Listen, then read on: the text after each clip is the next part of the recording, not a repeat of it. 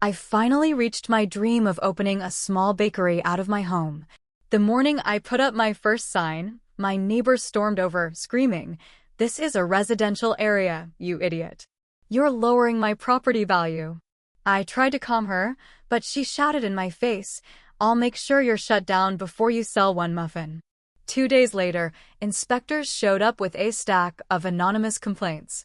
As I sat alone in the empty shop, I got a text from her. "Told you so. Welcome to hell." I've loved baking since I was a kid. I grew up in a small town in Missouri, watching my grandma roll out pie crusts by hand. When I got older, real life hit hard. Office jobs, long commutes, bills, always bills. But I never gave up on the dream. I baked every weekend. I sold pastries at church fairs. I saved every spare penny. Finally, after years of saving and planning, I did it. I got certified to open a bakery out of my house. My garage was remodeled into a beautiful little storefront. It still had the soul of a home kitchen. That's what I wanted. I passed all the inspections. I filled out every form. I jumped through every hoop. I spent my last $300 on a handmade sign that said, "Rosie's Bakery, now open."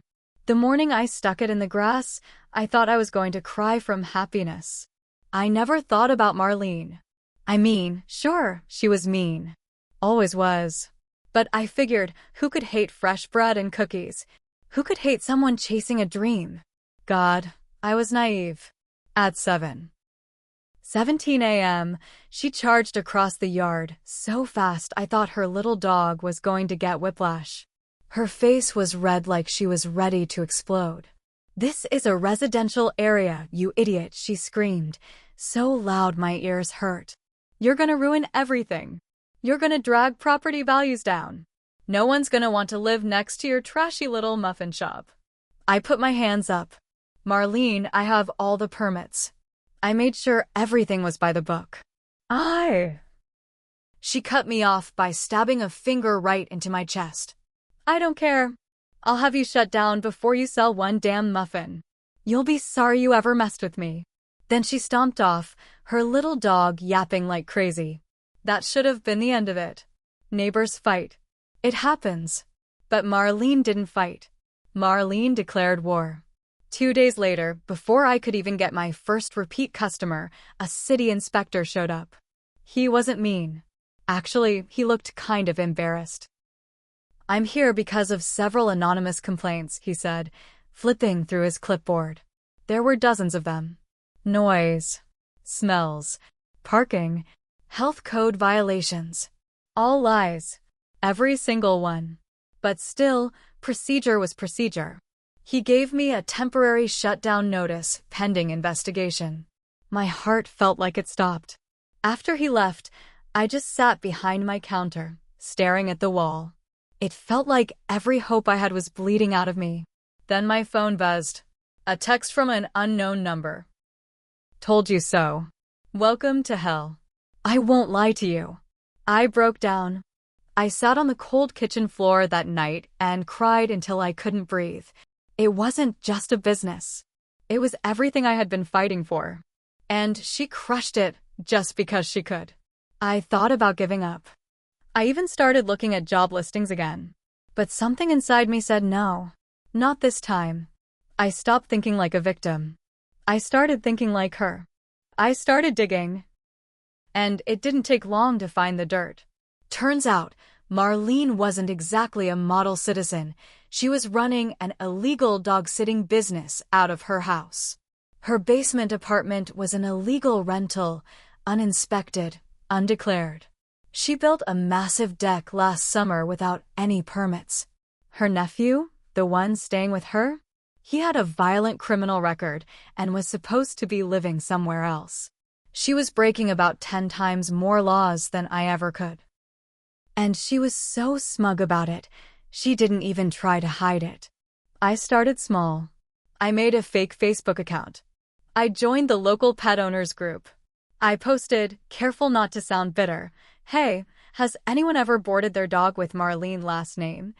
Heard some weird stuff and wondering if it's legit. Cue the chaos. Everyone freaked out. People asked if she had licenses. Insurance. Someone said their dog came back with fleas. Another said they heard barking all night long last month. Animal control got tipped off by 3 different people by the end of that week. Marlene lost her little side hustle almost overnight. I made anonymous reports about her illegal rental, her unpermitted deck, her trash pile behind the garage. City inspectors swarmed her property like bees on honey. Fines, violations, threats of forced repairs. Neighbors started noticing. Suddenly, Queen Marlene wasn't the hero of the block anymore. She was the lady bringing rats and illegal tenants into the neighborhood. This one was risky, but I had enough. I called his probation officer, told them he was living at Marlene's illegally. The next morning, 3 black SUVs pulled up outside her house. Cops knocked on the door. Within 10 minutes, they dragged her nephew out in cuffs. The whole neighborhood watched. Some filmed it. One of those videos ended up on Facebook, and yes, I saved it. Today, Rosie's Bakery is open and thriving. I'm expanding into custom cakes. I have a real website now. Marlene? She's still there. But she barely leaves her house. Every time a customer pulls up to my bakery, I see her sitting on her porch, just watching. Sometimes I think she's crying. But she'll never admit it. She'll just sit there, clutching her little dog like a shield, trapped in the house she almost ruined her life trying to protect. And me? I get up every morning, unlock my bakery door, and live my dream. Right in front of her. I thought it was over. After the city fined her, after she lost her illegal dog business, after they dragged her nephew away in cuffs, I thought Marlene would finally leave me alone. For a little while, it seemed like she did. Weeks passed. I started to breathe easier. The bakery grew. Word spread around town. I got featured in a local blog, Hidden Gems, Rosie's Bakery. Business boomed after that. I was happy, really happy, which made me stupid. Because when people like Marlene lose, they don't accept it. They get desperate. It happened one night, about 2 months after I reopened. I was closing up late, washing trays in the back, when I smelled something weird. Burnt plastic. At first, I thought it was my oven. I rushed over. Everything was off. Then I saw it. Out the front window, the little wooden Rosie's Bakery sign was on fire. Someone had dumped lighter fluid on it and lit it up. Flames were climbing fast, eating the dry wood, inching toward the bushes. I grabbed the fire extinguisher and ran out barefoot, spraying foam everywhere. I managed to put it out before it spread, but the sign was a black, melted wreck. I called the fire department anyway, just in case. And I filed a police report. Of course, there were no cameras. No witnesses. No fingerprints. But I knew. God, I knew. This wasn't just about a burn sign. It was about sending a message. She wanted me scared. She wanted me to quit. Instead, I did the opposite. I upgraded everything. Security cameras on every side of the house. Motion sensor lights. A new metal sign bolted into the ground. I even got a lawyer and filed an official complaint against her for harassment, including copies of the texts, inspector reports, and the suspicious timing of the fire. She got served the papers 3 days later. For the first time ever, Marlene looked scared. She wasn't done, though. She started a whisper campaign. Everywhere I went, the grocery store, church, the gas station, I heard little rumors floating around. That I poisoned food. That my kitchen was dirty. That I was rude to customers. All complete lies. It got so bad that the health department showed up, again, for a surprise inspection. They found nothing wrong. They even complimented how clean everything was. But still, the damage was done. Some customers stopped coming. I felt the hit hard. For a while, I thought she might actually win. Finding the truth then, pure luck hit. One of my regulars was friends with a woman who ran the neighborhood Facebook page. She overheard Marlene bragging at a backyard barbecue, "I'll ruin that little bakery before Halloween." She even laughed about how she'd planted a few stories around town. I asked my regular if she could get proof. She nodded. A few days later, she sent me a screenshot of Marlene openly admitting what she was doing in a private Facebook group. It was pure gold. Armed with that screenshot and all the earlier evidence, I went nuclear. I sent everything to my lawyer. I filed for a restraining order against Marlene. I sent a packet to the neighborhood association, the city council, and the police chief. Then I did one more thing. I posted the whole story, screenshots and all, on the neighborhood Facebook group. I didn't name call. I didn't insult. I just laid out the facts, step by step, with proof. The post blew up. Hundreds of comments. People I didn't even know backed me up. Old neighbors shared stories about Marlene harassing them, too. Parents, dog owners, old ladies with gardens she wrecked. It was like a dam breaking. Where it stands now, Marlene was voted off the neighborhood association board. She used to run like a tyrant. The restraining order was granted. She can't come within 200 feet of me or my property. She's being investigated for harassment and defamation. Half the neighborhood refuses to speak to her now. Her perfect reputation? Gone. Just dust in the wind. But still, I'm not dumb enough to think she's truly done. People like Marlene don't forgive. They rot. They stew. And sometimes they lash out worse when they're cornered. I wish I could say that after that Facebook post, after the restraining order, after everyone turned against her, Marlene finally crawled away quietly. But I knew better. Marlene wasn't the kind of person who accepted defeat. She was the kind who burned the world down with her if she had to. It started small. First, someone smashed one of my front windows late at night. I had security cameras, but whoever did it wore a hoodie and kept their head down. The police said it was probably random. I knew better. Then someone egged my house. Twice in 1 week. Late at night, same time. Always just after my bakery closed. I tried to stay calm. I cleaned it up, replaced the window, put up even more lights and cameras. But it wore me down. Every time I locked up at night, my hands shook. I couldn't sleep. One morning, I found a note shoved under my door. No envelope. Just a piece of paper written in thick black marker. Get out. Or else. That was it. No signature. No fingerprints. I filed another police report. I installed another security camera right by the front step. The cops told me there wasn't much they could do without a direct witness. Meanwhile, Marlene sat 2 houses down, sipping coffee on her porch like nothing was wrong. Sometimes she smiled at me when I walked to my car. A tight, smug, knowing smile. I hit my limit about a month after the Facebook post. I came home one night after closing and found my backyard gate open.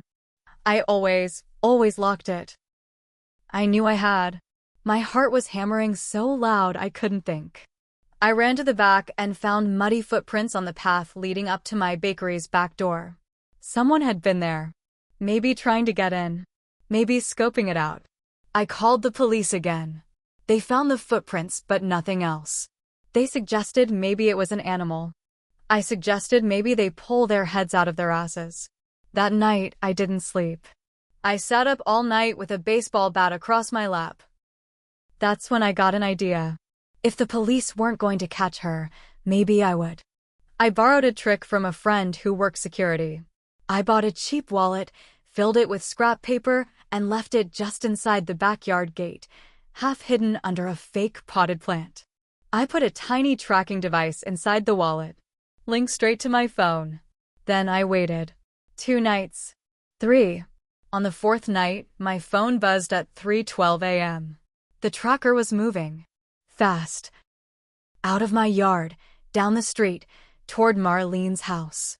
My heart almost stopped. I called the police. Gave them the live tracking location.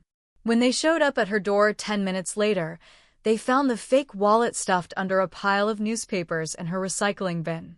She tried to play dumb. Tried to say she found it on the sidewalk. But the cops weren't buying it. They reviewed my camera footage showing someone in a hoodie sneaking into my yard, reaching down where I hid the wallet. They couldn't prove it was Marlene herself. Not yet, but it was enough. They charged her with trespassing. They opened an investigation into the vandalism and harassment. They warned her that if she even stepped on my property again, she'd be arrested on sight. The restraining order was expanded. The neighbors were fed up.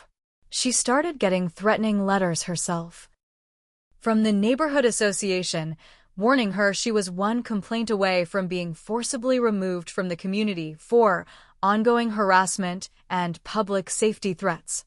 The bakery's still open. I've doubled my security. I hired my cousin part-time to help watch the place. Customers still come, even more now. They know the whole story. They come to support me. They tip extra. They tell their friends. Marlene? She's still in that rotting house, 2 doors down. Trapped. Stewing. Sinking deeper into bitterness. I still catch her staring sometimes. But she doesn't smile anymore. She just watches, hollow-eyed, like someone watching the life they lost and can never get back. After the wallet incident, Marlene knew the walls were closing in. She stopped going outside. No more porch sitting. No more fake smiling at me. She stayed hidden inside her house, blinds shut, lights off during the day. But late at night, I'd still catch glimpses of her. A shadow in the upstairs window. Watching. Always watching. And still, I couldn't fully relax. Living like that, waiting for the next hit, it eats at you. Even winning didn't feel like winning. It felt like surviving. About 6 weeks later, I got an official letter from the county. It said that Marlene had filed a lawsuit against me, claiming harassment, defamation, emotional distress. My heart dropped. Even though I knew it was bullshit, even though I had mountains of proof that she was the one harassing me, the thought of being dragged into court made my stomach turn. Lawyers, court dates, money. That's how people like her win, not by being right, but by making you bleed out slow. I called my lawyer in a panic. He was calm. She's desperate. This is her last move. We'll crush her. It took months. Marlene looked bad. I don't just mean guilty, I mean sick. Her skin was gray.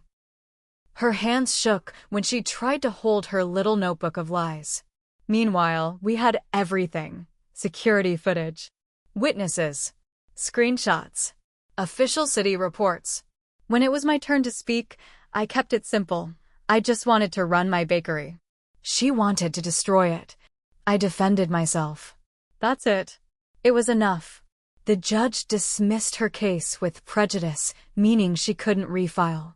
He even ordered her to pay my legal fees. It broke her. The fines, the lawyer fees, the failed lawsuit. It wiped her out. I heard through the grapevine that she had to take out a second mortgage just to stay afloat. The house that she fought so hard to protect from me? Now half its value was gone because of all the public records attached to her address. Harassment reports, vandalism investigations, fines, and lawsuits. No one wanted to buy near her anymore. Real estate agents started warning clients, careful, crazy neighbor alert. In the end, she lost the one thing she cared about most. Her house. It was a cold January morning. I was setting up cinnamon rolls in the front window when I heard a commotion outside. I looked up and saw a for sale sign being hammered into Marlene's front lawn. And there she was, standing in her doorway, holding that stupid little white dog. She looked straight at me. Her eyes were hollow. Her face was sunken. For a moment, just a moment, I almost felt bad. But then I remembered the text she sent me that day. Told you so. Welcome to hell. She didn't just try to stop my dream. She tried to kill it. And she would have kept going if I hadn't fought back. So I just stared back at her. I didn't wave. I didn't smile. I didn't even blink. I turned away and went back to my baking. Was I perfect? No. I fought dirty sometimes. I made fake accounts. I dug into her past. I laid traps. But you can't fight people like Marlene by playing nice. You fight them by being smarter, faster, and colder. And in the end, I won. Not just the battle. The war. Today, Rosie's Bakery is still open. I'm saving to buy a bigger place someday, maybe a real shop downtown. But for now, every loaf of bread I sell, every happy customer who walks through my door, is proof dreams are worth fighting for, even if you have to get your hands dirty to protect them.